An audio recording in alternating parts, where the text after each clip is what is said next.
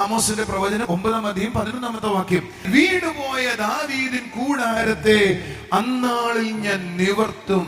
ദാവീദിന്റെ കൂടാരം എഴുന്നേൽക്കുമ്പോ പട്ടണങ്ങൾ പിടിക്കപ്പെടും, ദേശങ്ങൾ പിടിക്കപ്പെടും. 2 ദിനവൃത്താന്ത പുസ്തകം 1:3-4 വാക്യങ്ങളാണ്. സംസാരിച്ചിട്ട് ശലോമോൻ സർവ്വസഭയുമായി ഗിബിയോനിലെ പൂജാഗിരിക്ക് പോയി.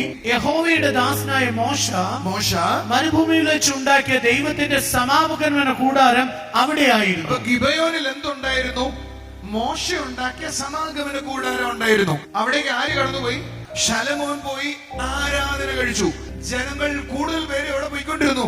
മോശ ഉണ്ടാക്കിയ കൂടാരത്തിൽ പോയിക്കൊണ്ടിരുന്നു. അടുത്ത വാചകം. എന്നാൽ ദൈവത്തിന്റെ പെട്ടകം ദാവീദ് കിര്യത്ത് യെഹരാമിൽ നിന്നും താൻ അതിനായി ഒരുക്കിയിരുന്ന സ്ഥലത്തേക്ക് കൊണ്ടുപോകുന്നു.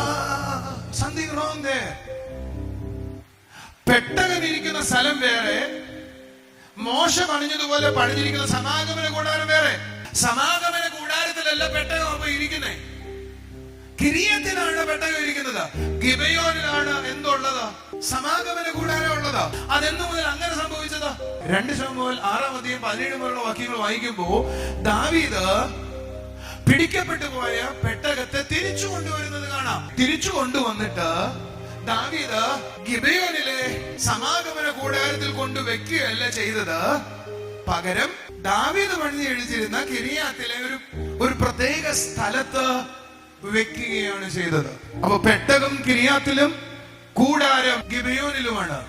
ശലോമോൻ ദേവാലയം പണിഞ്ഞപ്പോൾ ദാവീദിന്റെ കൂടാരത്തിൽ നിന്ന് ആ പെട്ടകം എടുത്ത് ശലോമോന്റെ ദേവാലയത്തിൽ കൊണ്ടുവച്ചു. ദാവീദ് തുടങ്ങി വെച്ച ആരാധന നിന്നുപോയി. ദാവീദ് തുടങ്ങി വെച്ച ആരാധനയ്ക്ക് ഒരു പ്രത്യേകത ഉണ്ടായിരുന്നു. മോശ പണിഞ്ഞു വെച്ച ആരാധനയ്ക്ക് ഒരു പ്രത്യേകത ഉണ്ടായിരുന്നു. മോശ പണിഞ്ഞു വെച്ച ആരാധനയ്ക്ക് തിരശ്ശീലകളും അതിലേക്ക് പ്രവേശിക്കാൻ എല്ലാവർക്കും കഴിയുമായിരുന്നില്ല. മഹത്വം പ്രവേശിച്ചിരിക്കുന്ന സ്ഥലത്തേക്ക് ആർക്കും പോകാൻ പറ്റത്തില്ലായിരുന്നു.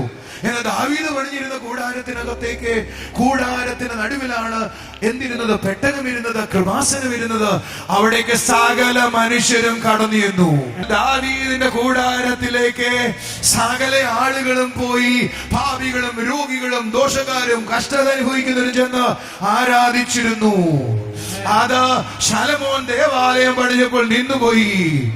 അതിനെ വേദപുസ്തകം വിളിക്കുന്നത് അതിന് വീണുപോയെന്നാണ്. ആ വീണുപോയ ദാവീദിന്റെ ആരാധനാലയം അത് സഭയായി പുനരുദ്ധാനം ചെയ്യപ്പെടും. പെട്ടകത്തിൽ വസിച്ചിരുന്ന മഹത്വം സഭയിൽ വന്ന് വസിച്ചിട്ട്, പെട്ടകത്തിൽ നടന്നിരുന്ന ദൈവപ്രവൃത്തി സഭയിൽ വന്ന് വസിച്ചിട്ട്, അന്ന് നടന്നതിനേക്കാൾ മുകളിൽ ദൈവസഭയ്ക്കകത്ത് വലിയ കാര്യങ്ങൾ സംഭവിക്കാൻ തുടങ്ങും.